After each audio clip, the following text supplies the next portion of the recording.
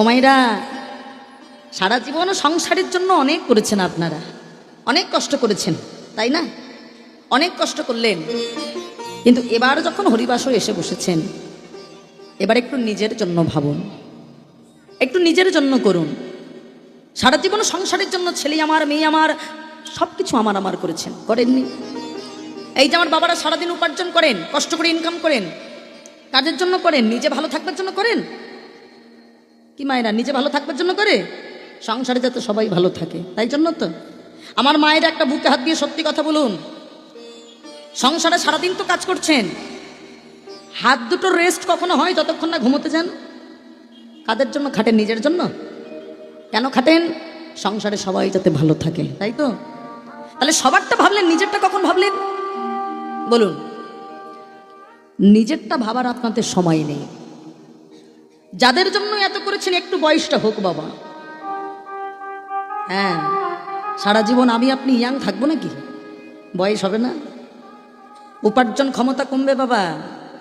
যারা সংসারে বাবারা ইনকাম করে, উপার্জন সারা জীবন হবেই হবে না।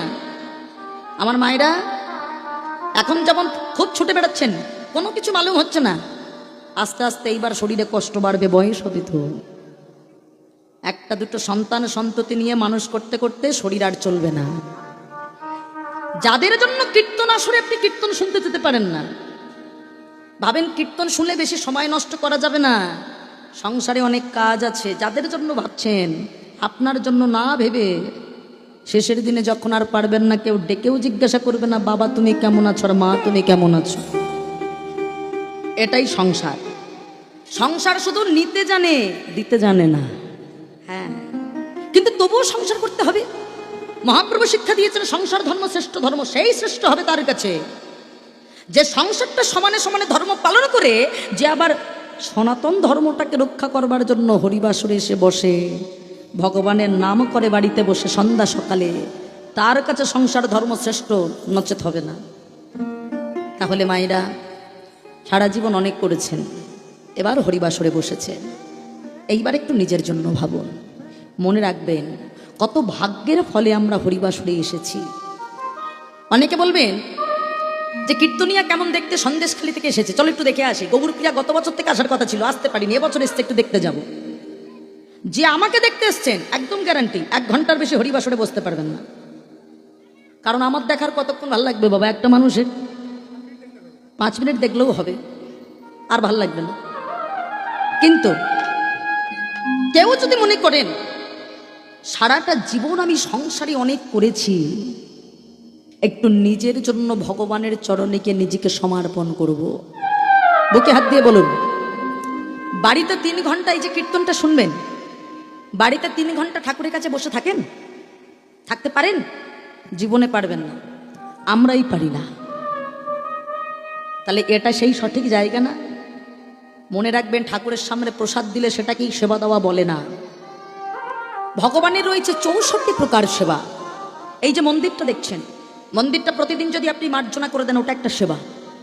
তার থালা বাসন যদি পরিষ্কার করে দেন, ওটা একটা সেবা। শ্রবণং কীর্তনং, নববিধা ভক্তির মধ্যে প্রথম দুটো আপনারা করছেন, কীর্তন শ্রবণ করছেন, এটাও একটা সেবা। কাউকে সেবা দিতে বসে যদি উল্টো দিকে মুখ ঘুরিয়ে বসে থাকেন, সে সেবা নেবে? তাহলে মহাপ্রভুকে এখানে ডাকা হয়েছে, অধিবাস করা হয়েছে, নিমন্ত্রণ জানিয়েছেন, আসন পেতেছেন, খেতে দিয়েছেন, দিয়ে আপনি উল্টো দিকে ফিরে গল্প করছেন, ভগবান আপনার কাছে বসে খাবে? তাহলে এই জায়গাটাকে সেবা দিতে হবে মা। ভগবানের চরণে আজকের দিনে 3টে ঘন্টা বসে, এবং আমার পরেও কীর্তন আছে, আজকের সারাটা রাত শুধু তার জন্য রাখুন বাবা। সারা জীবন ভালো মন্দ খেতে পারবো, নরম বিছানায় ঘুমোতে পারবো, এসি ঘরে গিয়ে এসি ছেড়ে দিয়ে ঘুমোবেন, দুঃখ নেই, একটা দিন অন্তত তার জন্য রাখুন। মনে রাখবেন কোন ভাগ্যে কোনো জীবের শ্রদ্ধা যদি হয়, তবেই তো সেই জীবে সাধু সঙ্গ করায়।